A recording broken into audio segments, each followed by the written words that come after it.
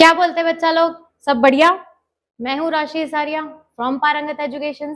Last video में हम लोगों ने मैटर ये वाला चैप्टर जो है वो स्टार्ट किया था एंड हमने डिस्कस किया था कि मैटर क्या होते हैं एंड कौन कौन से फॉर्म में जो है वो एग्जिस्ट करते हैं। लास्ट वीडियो में हम लोगों ने बोला था कि नेक्स्ट टॉपिक अपना ये रहेगा कि हम लोग क्या डिस्कस करेंगे कि क्या ये मैटर जो है इनके जो स्टेट है ये आपस में इंटर कन्वर्टेबल है। मतलब आइस का कन्वर्जन वाटर में, वाटर का कन्वर्जन वाटर वेपर्स में, किस तरीके से ये चेंजेस जो है होते हैं और किस तरीके से मैटर जो है वो अपने एक स्टेट से दूसरे स्टेट्स में जाता है। कौन से ऐसे फैक्टर्स है जो कि रिस्पॉन्सिबल है इस फिनोमेना के लिए, वो हम लोग डिस्कस करने वाले हैं आज के वीडियो में। तो करें स्टार्ट। चलो स्टार्ट करते हैं। हमारा आज का सबसे पहला टॉपिक है can matter change it's state. Of course अभी मैम आपने एक एग्जांपल दिया कि हम लोगों ने ये चेंजेस होते हुए देखे हैं कि आइस का कन्वर्जन जो है वो वाटर में होता है। वाटर को अगर हम फर्दर और बॉईल कर दे या उसको और फर्दर हीट एनर्जी प्रोवाइड कर दे तो वो जो है वाटर वेपर्स में कन्वर्ट हो जाता है। बिल्कुल। तो कौन से ऐसे फैक्टर्स है जो जिसके चेंज होने से ये मैटर जो है वो आपस में अपना स्टेट जो है वो चेंज कर पा रहे हैं, ये मैटर के जो स्टेट है वो इंटर कन्वर्टेबल हो पा रहे हैं एक दूसरे में। Which factors are responsible for this types of phenomena? So there are two factors in which these processes are dependent. Those two factors are temperature and pressure. ठीक है, टेम्परेचर एंड प्रेशर ये दोनों दो ऐसे फैक्टर्स है बेटा जिसके basis पे मैटर के जो ये स्टेट्स है ये आपस में चेंज हो सकते हैं। मैंने आपको बोला कि मेरे पास एक सॉलिड स्टेट ऑफ मैटर है, उस सॉलिड स्टेट ऑफ मैटर का कन्वर्जन हो रहा है लिक्विड स्टेट में। तो उस प्रोसेस को हम लोग क्या बोलेंगे और कौन से ऐसे चेंजेस है, क्या एक्चुअल में क्या ऐसी चीज हो रही है जिसके कारण जो है मैटर का स्टेट जो है वो चेंज हो रहा है। तो हम लोगों ने पिछले वीडियोस में दो सब एस्पेक्ट्स पे बात की थी मैटर के कि मैटर का स्टेट जो है वो बेसिकली डिपेंड करता है कि उसके अंदर की पार्टिकल अरेंजमेंट कैसी है, एज वेल एज उन पार्टिकल्स के बीच में inter particle force of attraction कैसा है और इंटर पार्टिकल स्पेस कैसी है। ठीक है, तो इन्हीं चीजों के बेसिस पे हमारे जो पार्टिकल्स है वो एक टाइप की एनर्जी पोजेस करते हैं जिसको हम लोग बोलते हैं काइनेटिक एनर्जी। और ये काइनेटिक एनर्जी सॉलिड्स के पार्टिकल्स के बीच में नहीं के बराबर नेग्लिजिबल टाइप की होती है। हम लोगों ने पिछले वीडियो में डिस्कस कर चुके हैं। ठीक है, अब क्यों नेग्लिजिबल होती है मैम? क्योंकि हम लोगों ने बोला काइनेटिक एनर्जी ऐसे टाइप की एनर्जी है जो कि किसी भी पार्टिकल के मोशन के कारण होती है। ठीक है, जब कोई भी पार्टिकल मूवमेंट परफॉर्म करेंगे, मोशन करेंगे, तब वो क्या करेंगे, काइनेटिक एनर्जी पोजेस करेंगे अपने अंदर। लेकिन हमारे जो सॉलिड के पार्टिकल है ये तो किसी टाइप से मूव करते ही नहीं है मैम। ठीक है, लेकिन इनमें भी भाई एक टाइप का मूवमेंट होता है, वो हम लोग देखेंगे आज इस वीडियो में। तो कैसे टाइप का मूवमेंट होता है? तो हम लोगों ने बोला कि मैटर के स्टेट जो है वो चेंज हो रहा है। ठीक है, तो सबसे पहले हम लोग बात करेंगे effect of change of temperature की, कि अगर हम टेम्परेचर चेंज करते हैं तो किस टाइप की प्रोसेसेस जो है वो होती है।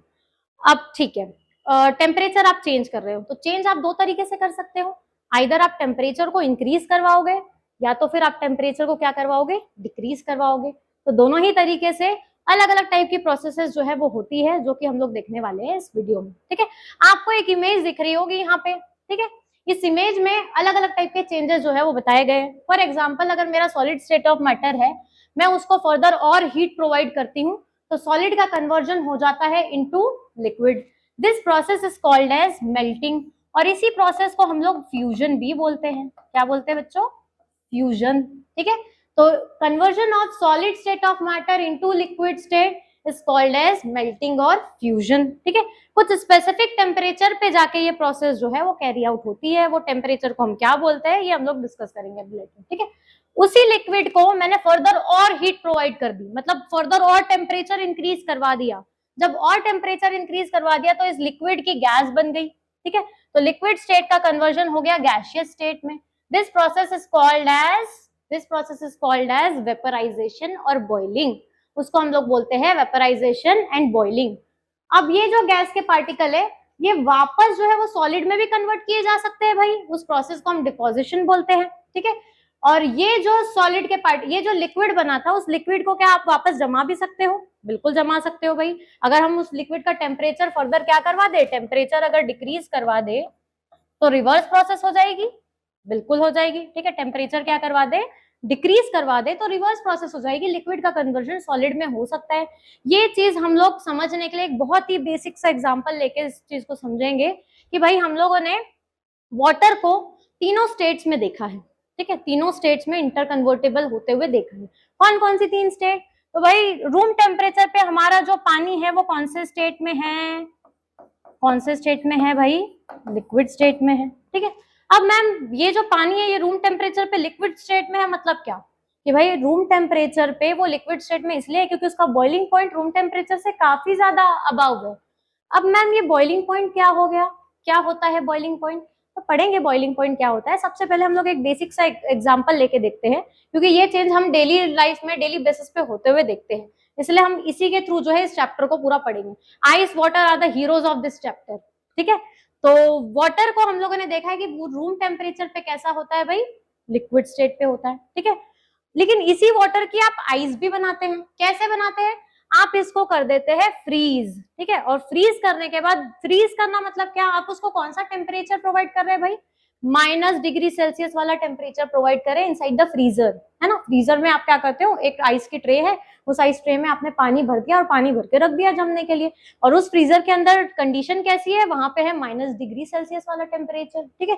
तो -डिग्री सेल्सियस वाला टेम्परेचर जब हम वाटर को प्रोवाइड करें तो वाटर के अंदर के inter particle force of attraction वापस रिक्रिएट हो जाते हैं और पार्टिकल अपनी ही जगह पे एक जगह पे जुड़ जाते हैं। इस प्रोसेस को हम लोग बोलते हैं फ्रीजिंग। क्या बोलते हैं, फ्रीजिंग, ठीक है। फ्रीजिंग की तो आपको वाटर जो है वो किस फॉर्म में मिला, आइस के क्यूब्स के फॉर्म में मिला। तो हमारा ये जो आइस क्यूब है ये कौन सा स्टेट ऑफ मैटर हो गया भाई, ये सॉलिड स्टेट ऑफ मैटर हो गया। तो बिल्कुल हम लोगों ने वाटर की 2 स्टेट्स तो देख ली, अब तीसरी स्टेट पे बात करते हैं। अगर इसी पानी को, रूम टेम्परेचर है, सपोज हम लोग सपोज करके चलते हैं रूम टेम्परेचर 25 डिग्री सेल्सियस है, गर्मियों में और ज्यादा होता है, एक आइडियल रूम टेम्परेचर की वैल्यू हम 25 डिग्री सेल्सियस कंसिडर करके चलते हैं, ठीक है। तो 25 डिग्री सेल्सियस से अगर मैं इसको और ज्यादा हीट एनर्जी प्रोवाइड करूं, एक्सटर्नली हीट एनर्जी प्रोवाइड करूं, मतलब मैंने एक वेसल ले लिया, उस वेसल में क्या किया मैंने, 100 ml वाटर लिया है भाई, 100 ml क्या लिया है, वाटर लिया है लिक्विड स्टेट में, ये है वाटर के अंदर के पार्टिकल्स। मैं इसको क्या कर रही हूँ, एक्सटर्नली हीट प्रोवाइड कर रही हूँ यहाँ से, तो क्या होगा, वाटर के पार्टिकल जो है वो क्या होने लग जाएंगे, बॉइल होने लग जाएंगे, एक स्पेसिफिक टेम्परेचर पे जाके कंप्लीटली बॉइल होंगे, ठीक है। उस टेम्परेचर को हम बोलेंगे उस वाटर का बॉइलिंग पॉइंट। अब वाटर का कन्वर्जन हो गया वाटर वेपर्स में, किसमें, वाटर वेपर्स में। तो वाटर वेपर्स मतलब क्या कि ये कौन सी स्टेट ऑफ मैटर के अंदर आएगा, obviously gaseous state of matter के अंदर आएगा मैम।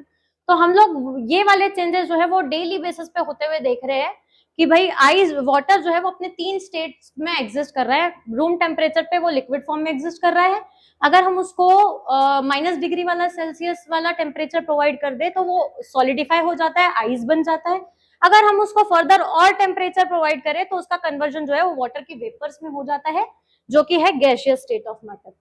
अब ये सब चीजें हुई किस कारण से, तो एक चीज मैंने यहाँ पे चेंज की भाई, मैं क्या कर रही हूँ, मैं ग्रेजुअली टेम्परेचर जो है वो इंक्रीज करवाते जा रही हूँ।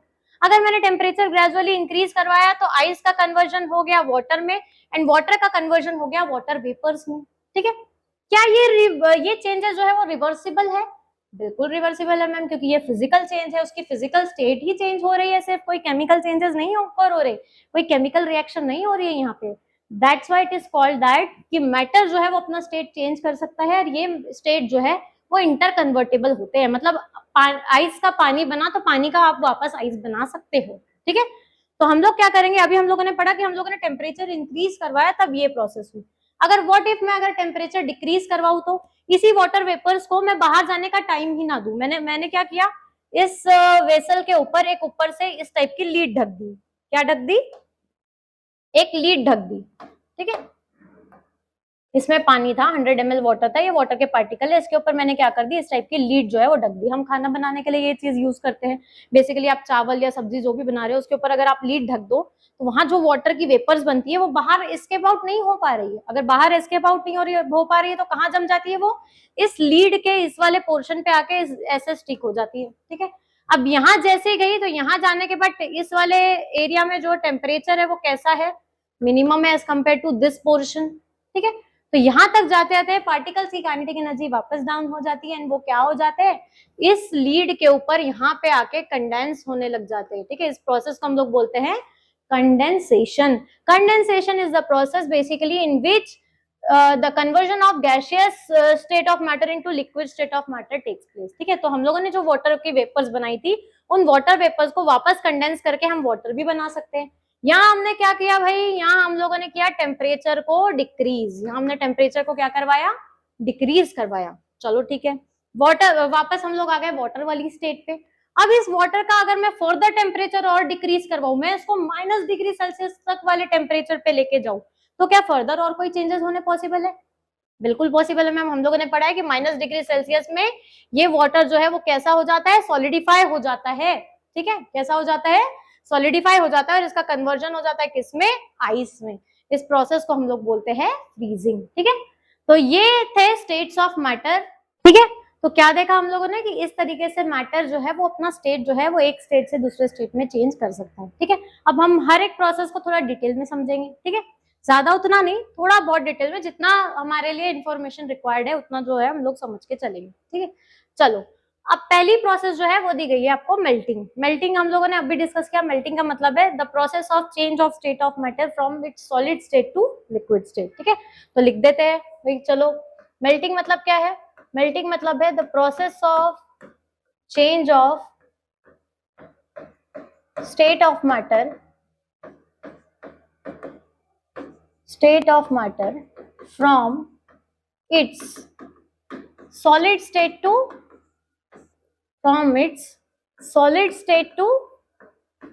liquid state। ठीक है, लिक्विड स्टेट। अब भाई मैटर का स्टेट चेंज हो रहा है और वो अपना स्टेट चेंज करके सॉलिड स्टेट से लिक्विड स्टेट में जा रहा है। इस प्रोसेस को हम लोग बोलते हैं मेल्टिंग पॉइंट। अब ये जो मेल्टिंग पॉइंट है वो ग्रेजुअली क्या एकदम से इंक्रीज हो जाता है? एकदम से आपने आइस को जो है वो बाहर निकाला और आइस क्या एकदम से मेल्ट हो जाती है क्या? नहीं, धीरे धीरे मेल्ट होती है ना। तो धीरे धीरे आइस जो है वो ग्रेजुअली मेल्ट कैसे हो रही है? तो उसके पीछे भी एक चीज है। कौन सी चीज है? तो let us discuss that. Suppose मैंने क्या किया, मैंने एक बीकर लिया, इस बीकर में मैंने लिया है 1 kg आइस के क्यूब्स। क्या लिया है भाई? 1 kg आइस के क्यूब्स लिए। ठीक है, क्या लिया? 1 kg आइस क्यूब्स। अब आइस कौन सा स्टेट ऑफ मैटर है? तो ma'am solid state of matter है। ठीक है, इस बीकर को मैंने जो है वो एक हीटिंग स्टैंड पे रख दिया, मतलब एक ऐसे उसको मैं एक्सटर्नली हीट प्रोवाइड कर रही हूँ। ठीक है, क्यों एक्सटर्नली हीट प्रोवाइड करूँ? क्योंकि भाई मुझे ये चेंज जो है वो होते हुए देखना है कि कैसे जो है वो सॉलिड स्टेट से लिक्विड स्टेट में मैटर जो है वो जा रहा है। ठीक है, यहाँ पे जो है मैंने टेम्परेचर नोट करने के लिए एक थर्मामीटर लगा दिया। ठीक है, क्या लगा दिया? थर्मामीटर, बेसिकली जो कि मुझे रीडिंग नोट करके बताएगा कि आपका टेम्परेचर जो है वो ग्रेजुअली यहाँ से यहाँ इंक्रीज हुई। तो मुझे बताओ, आइस जो है वो इनिशियली कौन से टेम्परेचर पे बनी थी? कौन से टेम्परेचर पे थी? Inside the freezer. फ्रीजर के अंदर कौन से टेम्परेचर पे थी? तो आइस जो है मैम फ्रीजर के अंदर थी -डिग्री सेल्सियस वाले टेम्परेचर पे। तो लेट अस कंसिडर कि इनसाइड द फ्रीजर आइस का जो टेम्परेचर था वो था -2 डिग्री सेल्सियस समथिंग। ठीक है, तो भाई यहाँ पे जब मैंने आइस निकाल के इस बीकर में लिया, तो इनिशियली मेरा जो थर्मामीटर है वो आइस का टेम्परेचर क्या नोट करके बताएगा? -2 डिग्री सेल्सियस ही। ठीक है, अब -2 डिग्री सेल्सियस से मैं इसको क्या कर रही हूँ? एक्सटर्नली हीट प्रोवाइड कर रही हूँ। जैसे जैसे मैं इसको एक्सटर्नल हीट प्रोवाइड करूंगी तो ये एक्सटर्नल हीट जो है ये मेरी सॉलिड आइस जो है वो गेन करेगी, और ये गेन करने के साथ क्या करेगी? अपना स्टेट जो है वो कन्वर्ट करवाएगी। कैसे कन्वर्ट कराएगी वो हम लोग देखते हैं। ठीक है, तो इनिशियली जो है मुझे थर्मोमीटर में रीडिंग मिली -2 डिग्री सेल्सियस। -2 डिग्री सेल्सियस से हम क्या कर रहे हैं? टेम्परेचर क्या करवा रहे हैं? इंक्रीज करवा रहे हैं या डिक्रीज करवा रहे हैं? इंक्रीज करवा रहे हैं ऑब्वियसली। तो -2 डिग्री सेल्सियस से सपोज मुझे मिला -1 डिग्री सेल्सियस, -1 डिग्री सेल्सियस से 0 डिग्री सेल्सियस। अब भाई ये जो 0 डिग्री सेल्सियस वाला टेम्परेचर है ना, इस टेम्परेचर पे आके मेरे जो थर्मामीटर है उसकी रीडिंग जो है वो कुछ टाइम के लिए हो गई कांस्टेंट। हैं, ये क्या लॉजिक है मैम? कांस्टेंट कैसे हो गई? आप एक्सटर्नली हीट प्रोवाइड कर रहे हो तो ग्रेजुअली इंक्रीज होना चाहिए। इंक्रीज होती है भाई, इसके बाद अगर हम और उसको हीट प्रोवाइड करेंगे तो इंक्रीज होगी, लेकिन 0 डिग्री सेल्सियस पे आके कांस्टेंट क्यों हो गई? और ये यहाँ पे आके हीट जो है वो कांस्टेंट होने का मतलब क्या है? ठीक है, हीट जो है वो कांस्टेंट होने का मतलब क्या है? तो भाई ये 0 डिग्री सेल्सियस जो है ना, ये है हमारी आइस का मेल्टिंग पॉइंट। क्या है? Melting point. मेल्टिंग पॉइंट मतलब क्या मैम? तो मेल्टिंग पॉइंट मतलब एक ऐसा स्पेसिफिक टेम्परेचर जिस टेम्परेचर पे पर्टिकुलर आपका जो स्टेट ऑफ मैटर है, सपोज हम सॉलिड की बात कर रहे हैं, हम मेल्टिंग वाली प्रोसेस की बात कर रहे हैं, तो हम यहाँ पे मेल्टिंग पॉइंट जो है वो सॉलिड के एस्पेक्ट में ही डिस्कस करेंगे। हमारा एक ऐसा स्पेसिफिक टेम्परेचर जिस टेम्परेचर पे हमारा सॉलिड आइस जो है वो मेल्ट होके किस में कन्वर्ट हो गया, लिक्विड आइस में। ठीक है, अब मैंने लिए थे यहाँ पे 1 kg आइस के क्यूब्स, तो क्या सारे के सारे आइस क्यूब्स जो है वो 0 डिग्री सेल्सियस पे आके मेल्ट हो जाएंगे क्या? नहीं। ठीक है, कुछ आइस क्यूब जो है वो क्या हो जाएंगे, मेल्ट हो जाएंगे, और कुछ आइस क्यूब जो है वो आइस के फॉर्म में ही बचे रहेंगे। मतलब मैं क्या बोल रही हूँ कि भाई 0 डिग्री सेल्सियस जो है वो ऐसा टेम्परेचर है, वो है मेरी आइस का मेल्टिंग पॉइंट, जिस टेम्परेचर पे मेरा जो स्टेट ऑफ मैटर है वो 2 स्टेट्स में कोएग्जिस्ट कर रहा है। कौन कौन सी 2 स्टेट्स में? तो भाई कुछ जो है आइस अभी भी आइस क्यूब्स के फॉर्म में बची है, और कुछ आइस का कन्वर्जन जो है वो लिक्विड में हो गया है। मतलब यहाँ पे सॉलिड और लिक्विड दोनों स्टेट्स क्या कर रहे हैं भाई, कोएग्जिस्ट कर रहे हैं। कोएग्जिस्ट मतलब कुछ अमाउंट में आइस जो है वो सॉलिडिफाई फॉर्म में ही है अभी, और कुछ अमाउंट में आइस का कन्वर्जन जो है वो वाटर में हो चुका है। अब ये चीज किसके कारण हुई भाई? क्या यहाँ पे ये जो बची हुई आइस है ये कंप्लीटली लिक्विड में कन्वर्ट नहीं होगी क्या? होगी। ठीक है, लेकिन 0 डिग्री सेल्सियस जो है वो आइस का मेल्टिंग पॉइंट है, जहां पे हम ये जो एक्सटर्नल हीट प्रोवाइड कर रहे हैं ना, ये आइस क्या कर रही है, ये आइस उस एक्सटर्नल हीट को यूज कर रही है। ठीक है, in the form of latent heat. ठीक है, अब ये लेटेंट हीट मैम कहां से लाया? लेटेंट हीट जो है आप 2 प्रोसेसेस के एस्पेक्ट में लेटेंट हीट का कंसेप्ट जो है वो हम लोग डिस्कस करेंगे। ठीक है, कौन कौन से? तो भाई लेटेंट हीट का कंसेप्ट हमको डिस्कस करना है लेटेंट हीट ऑफ फ्यूजन के फॉर्म में और लेटेंट हीट ऑफ वेपराइजेशन के फॉर्म में। तो लेटेंट हीट ऑफ फ्यूजन मतलब क्या? लेटेंट हीट ऑफ फ्यूजन का मतलब है ऐसी amount of energy, the amount of heat energy, the amount of heat energy required to convert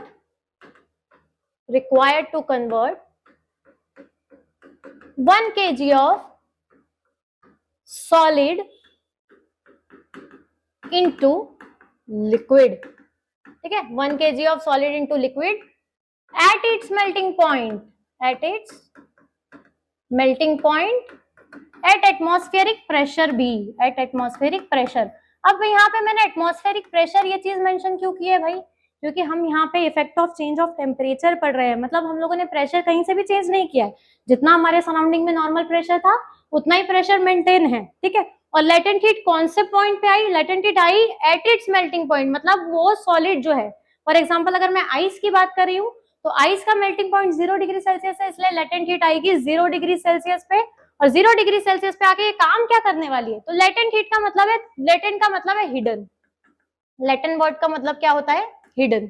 hidden मतलब छुप के काम करना। ठीक है, अगर ये छुप के काम कर रही है, इसलिए मेरा जो थर्मोमीटर है वो मुझे इसकी रीडिंग ग्रेजुअली नहीं बता रहा है। हम लोग जो है वो हीट का कॉन्स्टेंटली सप्लाई रखा था हम लोगों ने, है ना, पिछली स्लाइड में देखो मैंने यहाँ पे क्या किया था, मैं कॉन्स्टेंटली हीट नीचे से सप्लाई कर रही थी, बट 0 डिग्री सेल्सियस पे आके कुछ टाइम के लिए मेरा जो टेम्परेचर है वो कांस्टेंट हो गया था। तो क्यों कांस्टेंट हुआ था मैम? क्योंकि यहाँ पे आती है लेटेंट हीट ऑफ फ्यूजन।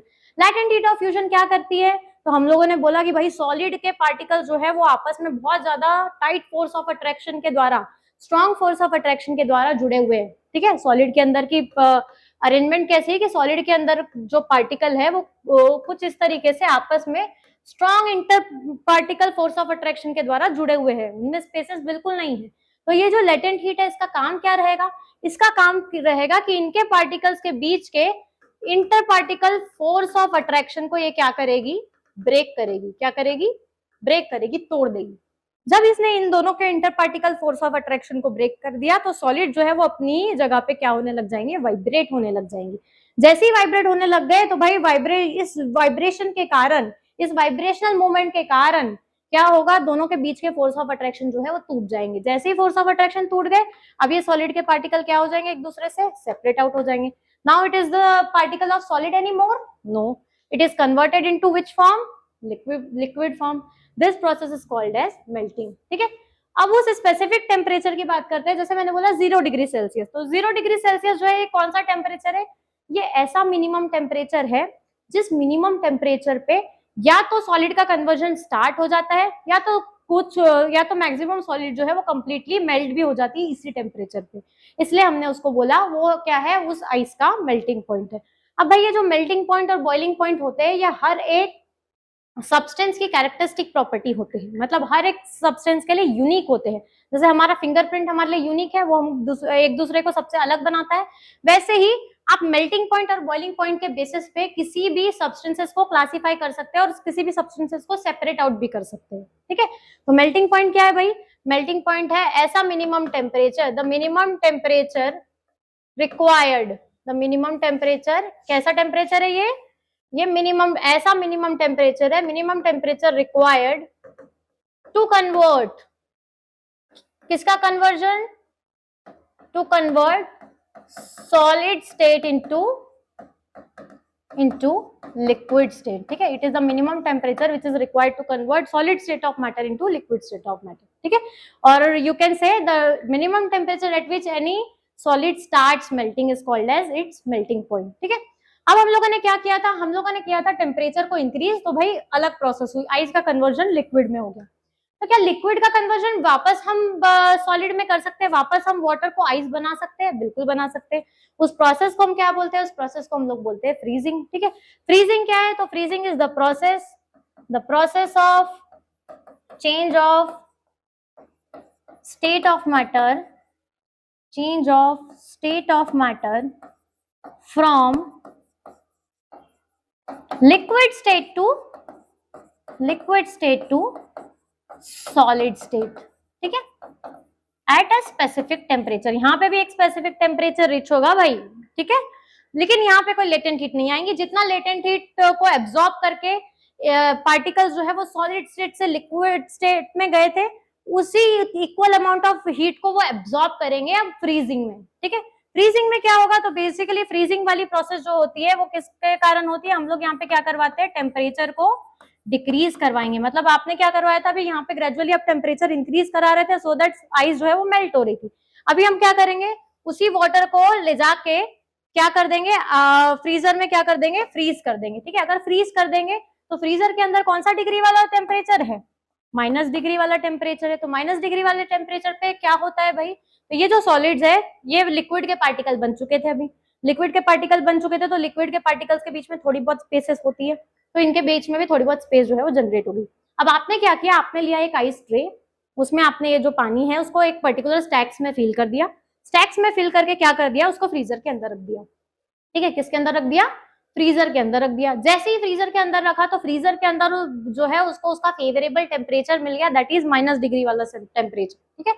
अब इस माइनस डिग्री वाले टेम्परेचर पे होगा क्या कि वो स्टैक्स जो है वो उसमें पर्टिकुलर एक एक ब्लॉक्स है, उस ब्लॉक्स में सॉलिड के लिक्विड के पार्टिकल को हियर एंड देयर मूव करने के लिए बिल्कुल भी क्या नाम है, स्पेस नहीं मिल रही है। अगर स्पेस नहीं मिल रही है और टेम्परेचर जो है वो डिक्रीज हो रहा है, तो हमको पता है कि टेम्परेचर डिक्रीज होने से क्या होता है? अभी हमने टेम्परेचर इंक्रीज कराया था तो पार्टिकल की काइनेटिक एनर्जी भी इंक्रीज हुई थी और उनमें मूवमेंट जनरेट होने लग गई थी। अब हम टेम्परेचर डिक्रीज करा रहे हैं तो पार्टिकल क्या मूव हो पाएंगे? क्या नहीं, वो क्या हो जाएंगे? वो एक जगह पे जम जाएंगे और उतनी equal amount of latent heat को एब्जॉर्ब करेंगे और उनमें वापस वो फोर्स ऑफ अट्रैक्शन रिक्रिएट हो जाएंगे और उनका कन्वर्जन हो जाएगा किसमें? सॉलिड स्टेट से लिक्विड स्टेट से सॉलिड स्टेट में, ठीक है। This process is called as freezing. इस प्रोसेस को हम लोग क्या बोलते हैं भाई? फ्रीजिंग बोलते हैं, ठीक है। क्या बोलते हैं? फ्रीजिंग। इतना समझा? ठीक है। Let's move to another state of another process that is boiling. अब बॉइलिंग में क्या होता है? तो हम लोगों ने जो है, मेरे पास पानी है, हम डेली बेसिस पे पानी जो है वो बॉइल करते हैं। अब बॉइलिंग के पीछे क्या साइंस है या फिर क्या स्टोरी है? सेम स्टोरी जो हम लोगों ने यहाँ पे पढ़ी, वहां पे भी एक लेटेंट हीट आएगी जो कि क्या करेगी? लिक्विड के बीच के फोर्स ऑफ अट्रैक्शन को ब्रेक करेगी और उसका कन्वर्जन करा देगी किसमें? गैसियस स्टेट में। बिल्कुल, वेरी गुड। तो बॉइलिंग क्या है? बॉइलिंग इज द प्रोसेस, ये ऐसी प्रोसेस है, the process in which the process of change of state of matter from its liquid state to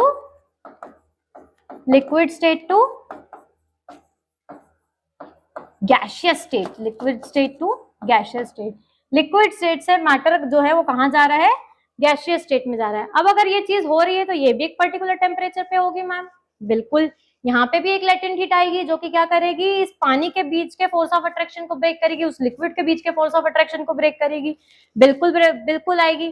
तो यहाँ पे हम लोग पढ़ते हैं लैटेंट हीट ऑफ वेपराइजेशन का कंसेप्ट। बेसिकली वेपराइजेशन की प्रोसेस हो रही है, मैटर का स्टेट जो है वो लिक्विड स्टेट से गैसियस स्टेट में जा रहा है।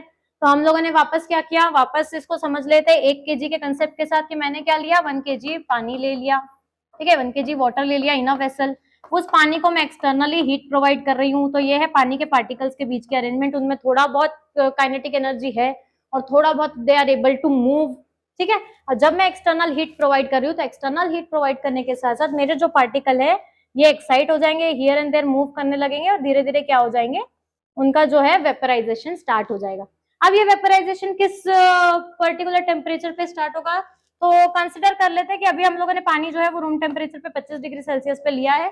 मेरा जो थर्मामीटर है, जो थर्मामीटर मैंने वहां डिप किया था वो भी यहाँ डिप कर लूंगी, पता करने के लिए कि यहाँ पे भी ऐसी स्टेट रीच होती है क्या जिसपे टेम्परेचर जो है वो कुछ टाइम के लिए कांस्टेंट हो जाता है, तो बिल्कुल होती है, ठीक है। 25 डिग्री सेल्सियस पे है। ग्रेजुअली जब मैंने हीट एनर्जी प्रोवाइड करना स्टार्ट किया तो 25 से 26, 27, 28 एंड सो ऑन, ऐसा करते करते एक ऐसा टेम्परेचर आया जिसका नाम है 100 डिग्री सेल्सियस।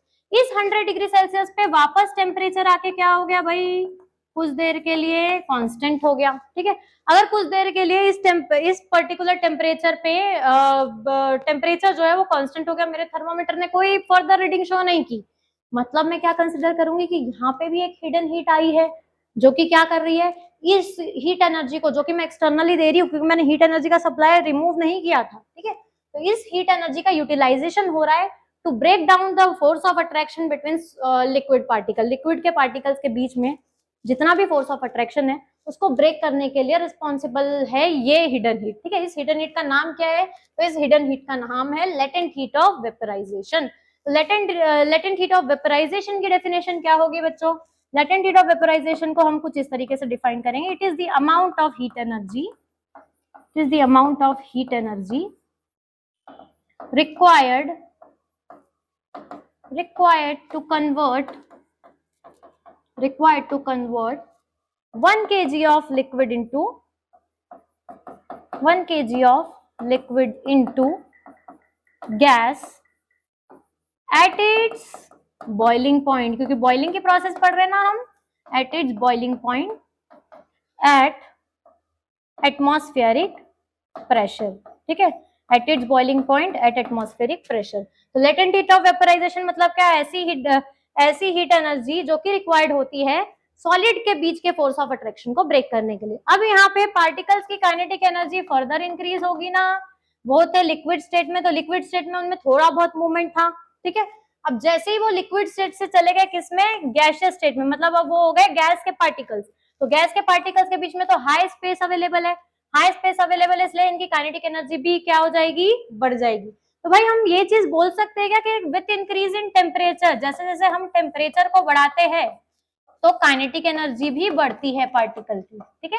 तो टेम्परेचर से काइनेटिक एनर्जी जो है वो डायरेक्टली प्रोपोर्शनल है, जैसे जैसे आप टेम्परेचर ग्रेजुअली बढ़ाओगे पार्टिकल की काइनेटिक एनर्जी बढ़ेगी क्योंकि वो हायर स्टेट में जा रहे हैं, और अगर हायर स्टेट में जा रहे हैं तो उनके पास स्पेस भी ज्यादा जनरेट हो जा रही है, अगर स्पेस ज्यादा जनरेट हो जा रही है तो they are able to move और फास्टर, ठीक है।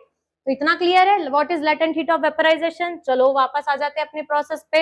हमारी प्रोसेस का नाम था बॉइलिंग, जिस प्रोसेस में लिक्विड स्टेट का कन्वर्जन हो रहा था गैसियस स्टेट में, ठीक है। तो ये भी एक स्पेसिफिक टेम्परेचर पे हुआ, कौन सा स्पेसिफिक टेम्परेचर पे हुआ, इसके बॉइलिंग पॉइंट पे हुआ, तो उस स्पेसिफिक टेम्परेचर को हम बोलते हैं उस पर्टिकुलर सब्सटेंस का बॉइलिंग पॉइंट, उस पर्टिकुलर लिक्विड का बॉइलिंग पॉइंट, ठीक है। तो बॉइलिंग पॉइंट क्या है, it is the minimum temperature, ये ऐसा मिनिमम टेम्परेचर है, it is the minimum temperature required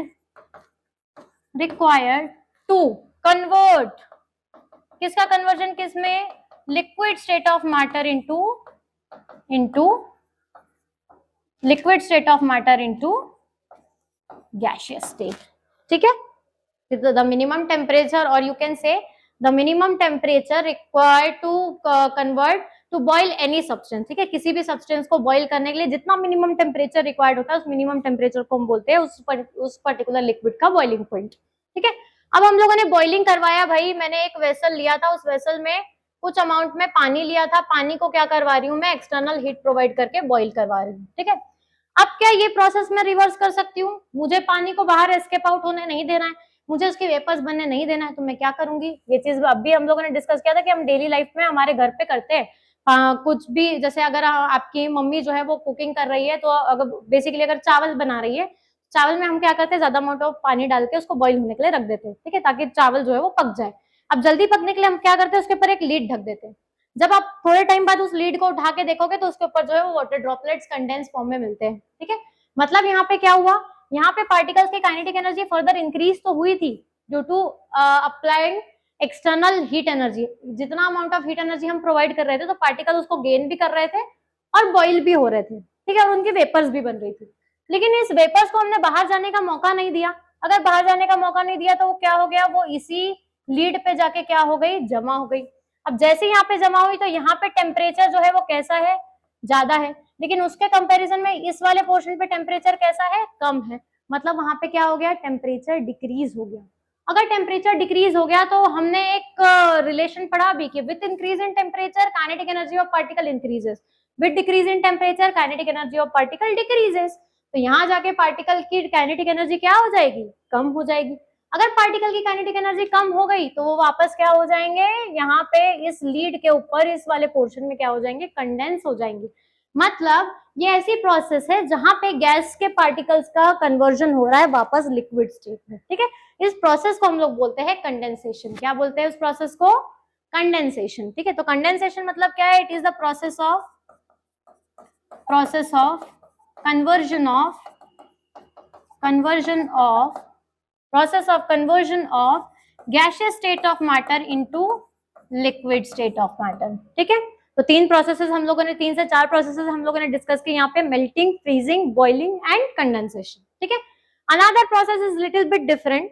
अब हम लोगों ने देखा कि अभी तक क्या हो रहा था, कन्वर्जन किस टाइप से हो रहा था कि लिक्विड का कन्वर्जन सॉलिड में, सॉलिड का कन्वर्जन सॉलिड का कन्वर्जन लिक्विड में, लिक्विड का कन्वर्जन गैस में, गैस जो है वो वापस कंडेंस हो सकती है इनटू लिक्विड, एंड लिक्विड जो है वो वापस फ्रीज किए जाते हैं इनटू सॉलिड। ठीक है, अब एक ऐसी स्पेशल प्रोसेस देखी जाती है जो कि आप लोगों ने अपने घर में डेली बेसिस पे देखा होगा कि आपके कपड़ों के बीच में जो है छोटे छोटे व्हाइट कलर के नेफ्थेलिन बॉल जो है वो रखे जाते हैं, है ना।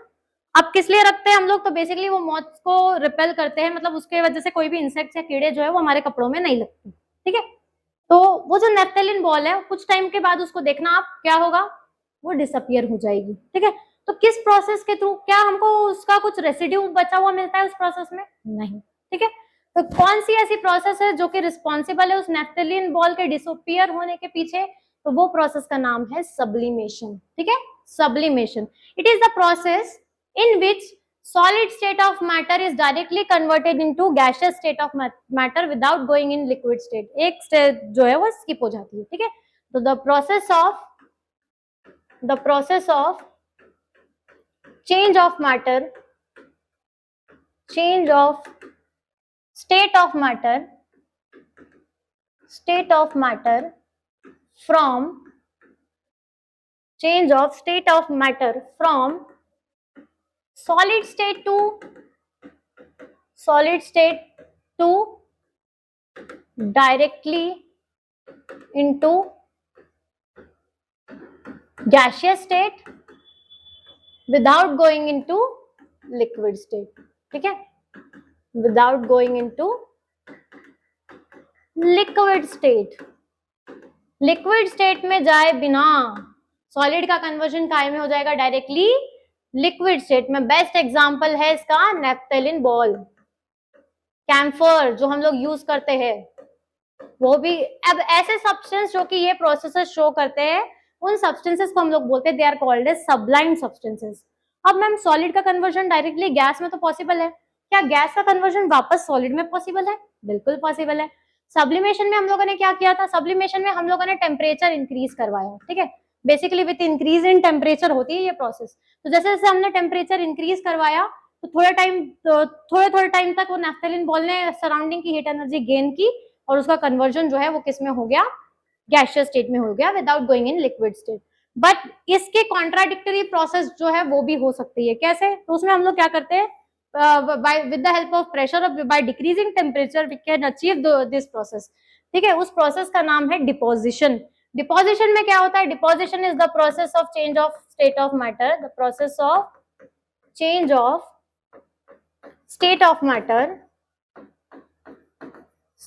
मैटर फ्रॉम, कहां से कहां आएगा इसमें मैटर का state, from gas to directly solid without going in liquid state. ठीक है, इसका बेस्ट एग्जांपल है, आप ड्राई आइस देखते होंगे। ठीक है, ड्राई आइस क्या है, तो it is the solidify form of CO2, carbon dioxide. ठीक है, कार्बन डाइऑक्साइड जो है वो गैस है रूम टेम्परेचर पे, उसको हम लोग हाईली प्रेशराइज करके टेम्परेचर डिक्रीज करके उसका कन्वर्जन डायरेक्टली सॉलिड स्टेट में कर देते हैं। ठीक है, उसको हम लोग बोलते हैं ड्राई आइस, जैसे फ्यूम्स निकलती शादी वगैरह में, आप जो है उसको देख सकते हो बहुत ज्यादा। ठीक है, तो यहाँ बेटा अपनी कंप्लीट होती है सारी प्रोसेसेस, मेल्टिंग, फ्यूजन। मेल्टिंग को हम लोग फ्यूजन बोलते हैं, जिसमें कोई भी स्टेट ऑफ मैटर का कन्वर्जन सॉलिड स्टेट से लिक्विड स्टेट में होता है। ठीक है, उसके बाद हम लोगों ने देखा बॉइलिंग। बॉइलिंग में कोई भी स्टेट ऑफ मैटर का conversion liquid state to gaseous state में होता है। इसी के विपरीत प्रोसेसेस जो है वो भी पॉसिबल है बाय डिक्रीजिंग टेम्परेचर। तो अनदर प्रोसेसेस हम लोगों ने देखी जिनका नाम है सब्लिमेशन एंड डिपोजिशन। तो यहाँ कंप्लीट होता है हमारा effect of change of temperature. ठीक है, तो मैम हम लोगों ने एक चीज तो समझ ली कि टेम्परेचर के चेंज होने से मैटर का स्टेट जो है वो चेंज हो सकता है, और ये स्टेट जो है वो आपस में इंटरकन्वर्टेबल है। ठीक है, लेकिन क्या प्रेशर के चेंज होने से भी ये चीज हो सकती है? तो बिल्कुल हो सकती है। तो लेट अस डिस्कस। उसके पहले एक छोटा सा टॉपिक है अपनी एनसीईआरटी में जो कि दिया है यूनिट्स ऑफ टेम्परेचर। ठीक है, अब ये जो टेम्परेचर है इनकी कुछ यूनिट्स होती है। आप लोगों ने देखा होगा थर्मामीटर, अगर बुखार हो गया आप थर्मामीटर को जो है वो थर्मामीटर से मेजर करते हो कि कितना टेम्परेचर है, तो वो कुछ डिग्री फ़ारेनहाइट में जो है वो आपको टेम्परेचर मेजर करके देता है। तो यहाँ पे अपनी एनसीईआरटी में दो टेम्परेचर की दो यूनिट के बारे में बात हुई है, एक तो kelvin,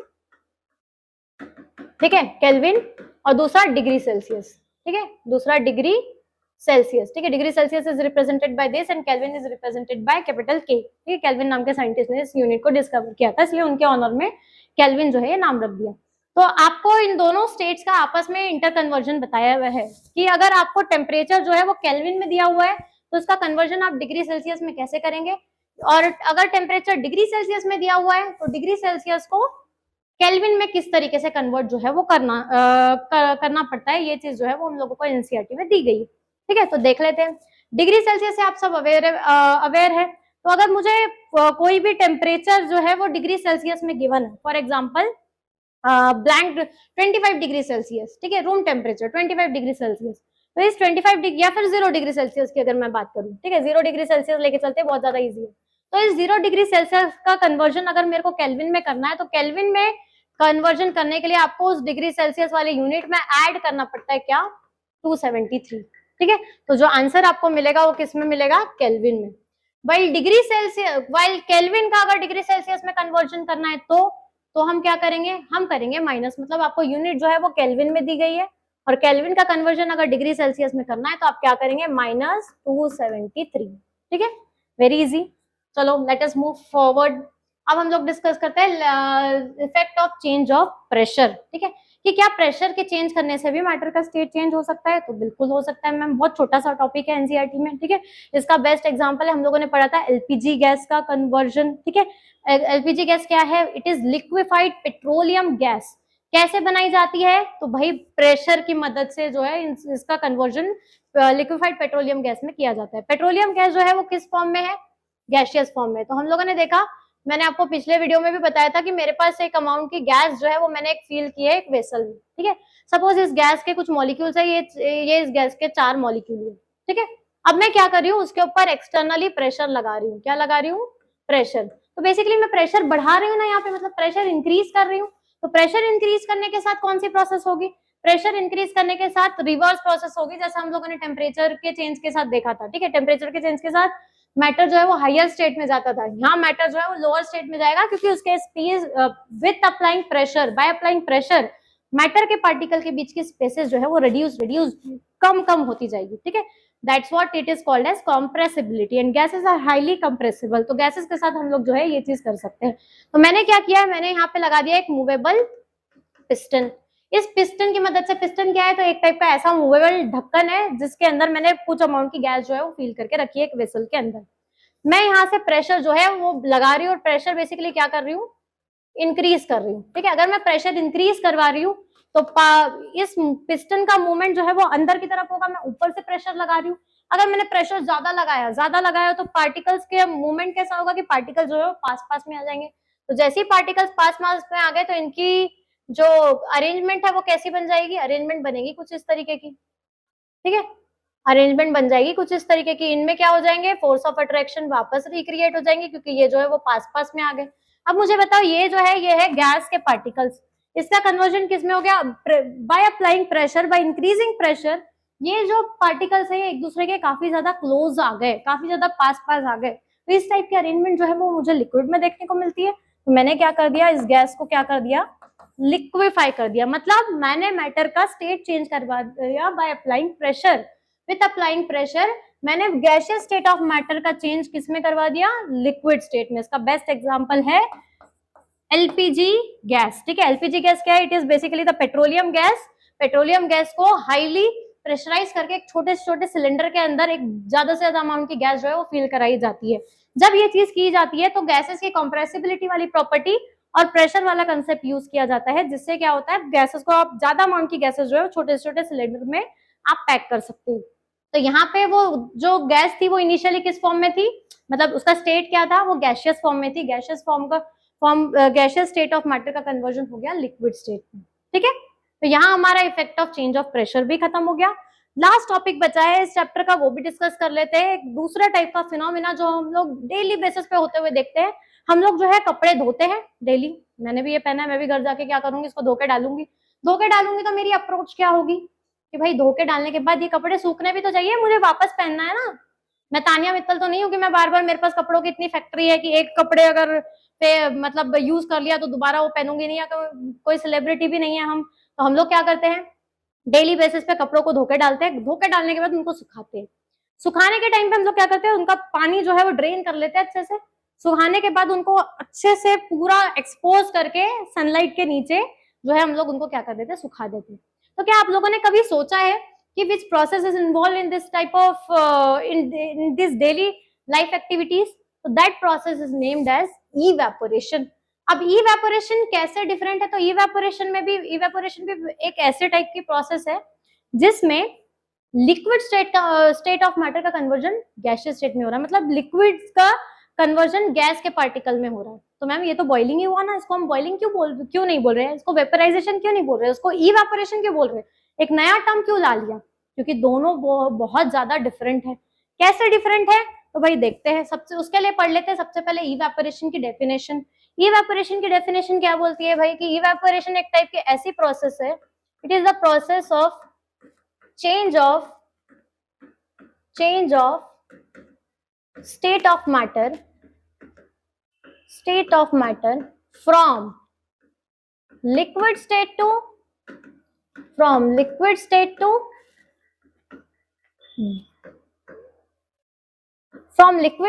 gaseous state at any temperature। किसी भी टेम्परेचर पे होती है भाई ये प्रोसेस, at any temperature और बिलो इट्स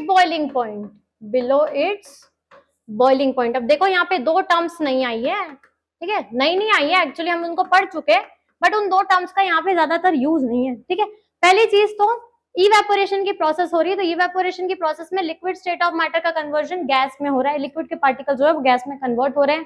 ठीक है, लेकिन इस प्रोसेस में आपको कोई एक्सटर्नल हीट प्रोवाइड नहीं करना पड़ता है, या फिर कोई पर्टिकुलर स्पेसिफिक टेम्परेचर, जैसा कि हमने बॉइलिंग में देखा था कि बॉइलिंग में एक स्पेसिफिक टेम्परेचर रीच होता है, इसमें कोई स्पेसिफिक टेम्परेचर रीच नहीं होता है।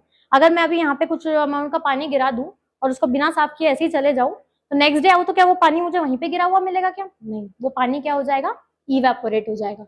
ठीक है, तो इवेपोरेशन क्या है, ऐसी प्रोसेस जिसमें लिक्विड स्टेट ऑफ मैटर का कन्वर्जन गैसियस स्टेट में होता है, लेकिन एट एनी टेम्परेचर, किसी भी टेम्परेचर पे होगा, मतलब without involving any external heat. ठीक है, और दूसरा बिलो इट्स बॉइलिंग पॉइंट, यहाँ पे कोई बॉइलिंग पॉइंट, कोई स्पेसिफिक टेम्परेचर रीच नहीं होने वाला है। ठीक है, कोई भी टेम्परेचर पे ये प्रोसेस होती है। ठीक है, और हम डेली बेसिस पे इस प्रोसेस को होते हुए देखते हैं। ठीक है, तो इवेपोरेशन बेसिकली होता क्यों है, तो हम लोगों ने पढ़ा था कि जब भी मैटर एक स्टेट से दूसरे स्टेट में जाता है तो मैटर के पार्टिकल की काइनेटिक एनर्जी बढ़ती है। ठीक है, तो क्या काइनेटिक एनर्जी सभी पार्टिकल की सेम होती है क्या, नहीं, बिल्कुल नहीं। ठीक है, ऐसे पार्टिकल जो कि सरफेस पे होते हैं, ठीक है, ये मैंने एक सरफेस बनाया, ठीक है, इसके बल्क में जो है, इस वेसल के बल्क में जो है वो और भी पार्टिकल्स होंगे, और भी लिक्विड के पार्टिकल्स होंगे। ठीक है, but the particles which are at the surface, ऐसे पार्टिकल जो कि यहाँ पे है, सरफेस पे है, सरफेस के जो पार्टिकल होते हैं उनकी काइनेटिक एनर्जी लिटिल बिट कैसी होती है, हाइयर होती है as compare to the particle which are at the bulk. ऐसे पार्टिकल जो कि बल्क में है उसके कंपैरिजन में सरफेस के पार्टिकल की काइनेटिक एनर्जी क्या होती है, लिटिल बिट हाइयर। तो वो क्या करते हैं, इजीली फोर्स ऑफ अट्रैक्शन को ब्रेक करके इवेपोरेट हो जाते हैं और कन्वर्जन हो जाता है उनका गैसियस स्टेट में। ठीक है, तो आपको ये चीज देखी होगी कि भाई वो अगर हम कप में चाय पीते तो चाय के साथ सॉसर आता है, तो सॉसर क्यों दिया जाता है, क्योंकि सॉसर में आप क्या करते हो, चाय को पोर करते हो। जैसे ही आपने उस चाय को, टी को पोर किया उस सॉसर में, तो सॉसर का सरफेस एरिया ज्यादा था, तो ज्यादा से ज्यादा मॉलिक्यूल जो है वो सरफेस पे एक्सपोज हो गए। अब ज्यादा से ज्यादा मॉलिक्यूल सरफेस पे एक्सपोज हो गए तो उसमें से कुछ मॉलिक्यूल जो है वो इवेपोरेट होंगे, क्योंकि चाय में अपन ने पानी भी तो डाला था, तो कुछ मॉलिक्यूल क्या होंगे, वहां से इवेपोरेट होंगे। अब ये मॉलिक्यूल मैम इवेपोरेट तो हो रहे हैं, इतना हम लोगों ने समझ लिया, लेकिन चाय ठंडी कैसे हो रही है? तो this is the difference between evaporation and boiling. Evaporation always causes cooling effect. Evaporation क्या कॉज करता है भाई? Evaporation causes cooling effect. Evaporation जो है कूलिंग इफेक्ट कॉज करता है। कैसे कूलिंग इफेक्ट कॉज करता है? तो भाई सरफेस के जो पार्टिकल है जो इवेपोरेट हो रहे हैं वो सराउंडिंग से एक extra kind of heat energy को एब्जॉर्ब करेंगे और इवेपोरेट होंगे, और बदले में क्या इम्पार्ट करके देंगे? बदले में हमको कूलिंग इफेक्ट जो है वो इम्पार्ट करके देंगे। ठीक है, बहुत सारे एग्जांपल्स हम लोग देखते हैं इवेपोरेशन के। जैसे चाय और सॉसर वाला, मतलब कप एंड सॉसर वाला एग्जांपल हो गया, कपड़े के सूखने वाला एग्जांपल हो गया। ठीक है, हर ड्राई डे में हम लोग जो है वो गर्मियों में हम लोग जो है वो डेजर्ट कूलर लगाते हैं। Desert cooler works on the principle of evaporation.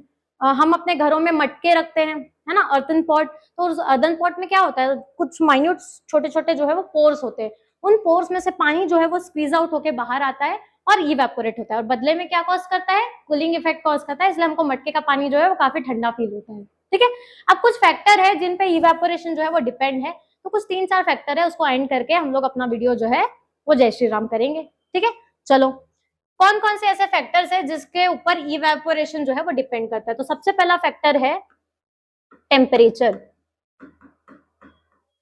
अब हम लोगों ने बोला इवेपोरेशन की जो प्रोसेस है वो एट एनी टेम्परेचर हो रही है, किसी भी टेम्परेचर पे हो रही है, लेकिन अगर मैंने टेम्परेचर बढ़ा दिया तो प्रोसेस काफी फास्ट हो जाएगी, काफी जल्दी हो जाएगी। सरफेस के मॉलिक्यूल जिनको इवेपोरेट होने में टाइम लग रहा था, मैंने एक्सटर्नली क्या कर दिया, हीट प्रोवाइड करके जल्दी ये प्रोसेस करवा दी। मतलब मैं ऐसा बोल सकती हूँ कि with increase in temperature rate of evaporation increases, मतलब temperature is directly proportional to the rate of evaporation. ठीक है, रेट ऑफ इवेपोरेशन से टेम्परेचर कैसा है भाई, डायरेक्टली प्रोपोर्शनल है। डायरेक्टली प्रोपोर्शनल का मतलब होता है एक बढ़ेगा तो दूसरा भी बढ़ेगा, एक घटेगा तो दूसरा भी घटेगा। ठीक है, तो दोनों के बीच में कैसा रिलेशन है, डायरेक्ट रिलेशन है। अगर किसी दिन धूप बहुत ज्यादा तेज है तो आपके कपड़े काफी जल्दी सूख जाते हैं, वहीं अगर ह्यूमिड वाला माहौल है तो कपड़े जो है वो लेट सूखते हैं। ठीक है, सेकेंड फैक्टर है सरफेस एरिया। जितना ज्यादा सरफेस एरिया उतना ज्यादा रेट ऑफ इवेपोरेशन। अब मैम इसको आप कैसे समझाएंगे? तो अभी आप लोग हम लोगों ने डिस्कस किया था एक best example cup and saucer वाला, कि कप में जो है वो चाय लेट ठंडी होती है, लेकिन वही उसको अगर हम सॉसर में पोर कर दे तो क्या होता है, चाय जल्दी ठंडी हो जाती है। तो क्या डिफरेंस आया यहाँ पे, सरफेस एरिया का ही तो डिफरेंस आया। सरफेस एरिया के डिफरेंस होने से प्रोसेस कैसे जल्दी हो जाती है मैम? तो सरफेस पे ज्यादा से ज्यादा मॉलिक्यूल एक्सपोज हो गए, ज्यादा से ज्यादा मॉलिक्यूल अगर एक्सपोज हो गए तो उतने ज्यादा मॉलिक्यूल जो है वो इवेपोरेट होंगे और काफी जल्दी इवेपोरेट होंगे।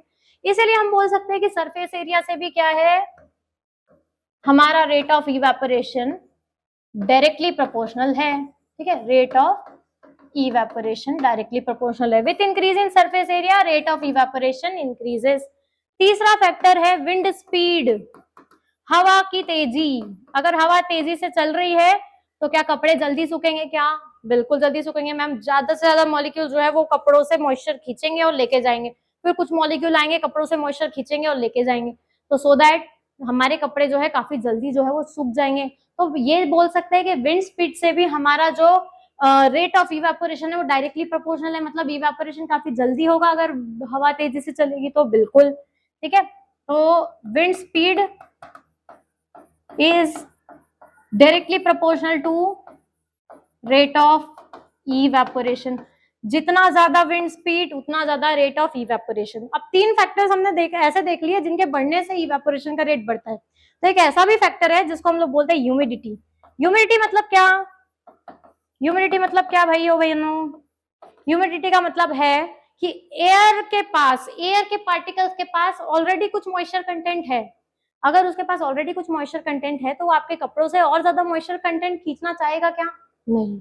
ऐसे टाइम पे ह्यूमिड वाले मौसम में क्या हमको डेजर्ट कूलर की हवा भी अच्छी लगती है क्या? नहीं, चिपचिपी सी गर्मी लगती है। हम जैसे जून एंडिंग में जो गर्मी हो जाती है ना, हम लोग बोलते हैं ना काफी चिपचिपी सी गर्मी है, तो वो चिपचिपाहट मतलब क्या है? It is nothing but humidity. Humidity मतलब air already having some kind of moisture content, तो वो आपके कपड़ों से और ज्यादा मॉइस्चर कंटेंट जो है वो खींच के नहीं ले जा पाएगी। मतलब आपके कपड़े सूखेंगे तो सही, लेकिन काफी ज्यादा टाइम लगेगा उनको ये चीज करने में, मतलब इवेपोरेशन की प्रोसेस होने में काफी ज्यादा टाइम लगेगा जब ह्यूमिडिटी ज्यादा है। तो हम ये बोल सकते हैं कि with increase in humidity rate of evaporation decreases. मतलब ह्यूमिडिटी से रेट ऑफ इवेपोरेशन कैसा हुआ भाई और बहनों? Inversely proportional. Rate of evaporation humidity से कैसा हुआ? Inversely proportional. ह्यूमिडिटी अगर ज्यादा रहेगी तो रेट ऑफ इवेपोरेशन उतना ही कम होगा, आपके कपड़े जो है उतना ही लेट सूखेंगे। ठीक है, तो आई होप हम लोगों ने जितने भी टॉपिक डिस्कस किए इस चैप्टर के, आपको वो सारी चीजें जो है वो एकदम क्लियर हो गई है। मिलेंगे हम लोग नेक्स्ट वीडियो में नेक्स्ट चैप्टर के साथ, is matter around us pure. Until then goodbye, जय हिंद।